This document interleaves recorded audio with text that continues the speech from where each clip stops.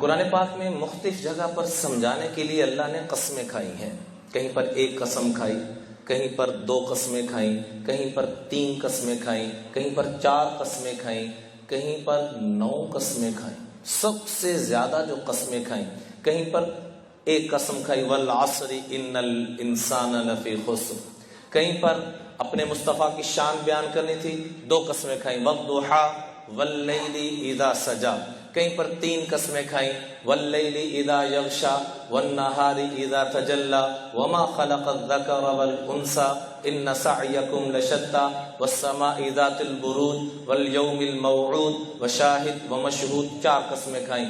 لیکن انسان کے نفس کی اصلاح کی جب باری آئی تو 1 نہیں، 2 نہیں، 3 نہیں، 4 نہیں، ذرا گنیے والشمس وضحاها، اے میرے بندے، اے میری بندی، میں اللہ اس سورج کی قسم کھا کے کہتا ہوں کہ کامیاب وہ ہے جس نے اپنے نفس کی اصلاح کر لی۔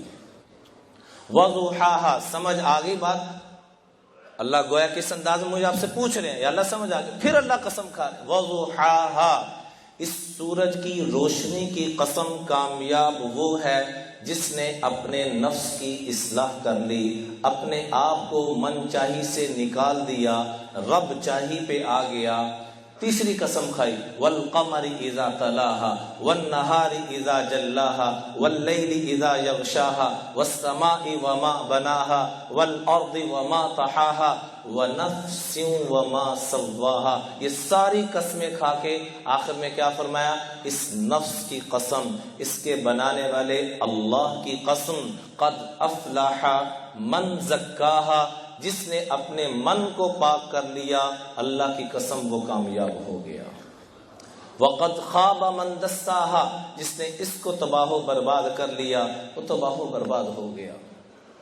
سب سے بنیادی اور پہلی جو چیز ہے اپنی صحبت کو بدلنا۔ توبہ ہم سب کرتے ہیں، کاش کہ توبہ کا مطلب بھی ہم سمجھ لیں۔ توبہ استغفار اکثر لفظ ہم بولتے ہیں، توبہ کہتے ہیں عربی زبان میں توبۃ نصوحا، یا ایھا الذین آمنوا توبوا الی اللہ توبۃ نصوحا، پکی توبہ کرو۔ ناصح عربی زبان میں درزی کو کہتے ہیں، جیسے درزی کٹے ہوئے کپڑوں کو جوڑ دیتا ہے، ایسے فرمایا توبہ ایسے کرو۔ لفظ توبہ کا لفظی ترجمہ یو ٹرن لینا، یہ جا رہے ہیں واپسی کر لینا، ایسی واپسی، ایسے جڑ جاؤ جیسے کپڑا آپس میں جڑ جاتا ہے، ایسی توبہ کرو کہ تم بھی رب کے ساتھ جڑ جاؤ۔ استغفار یہ غفارہ سے دیا گیا ہے۔ غفارہ برقعے کی اس ٹوپی کو کہتے ہیں جو عورت کے جسم کو ڈھانپ دیتا ہے۔ ایسے ہی فرمایا اللہ سے مغفرت یوں مانگو کہ اللہ کی رحمت اور مغفرت تمہیں اپنے اندر ڈھانپ لے۔ یہ ہے توبہ استغفار، یہ ہے توبہ استغفار۔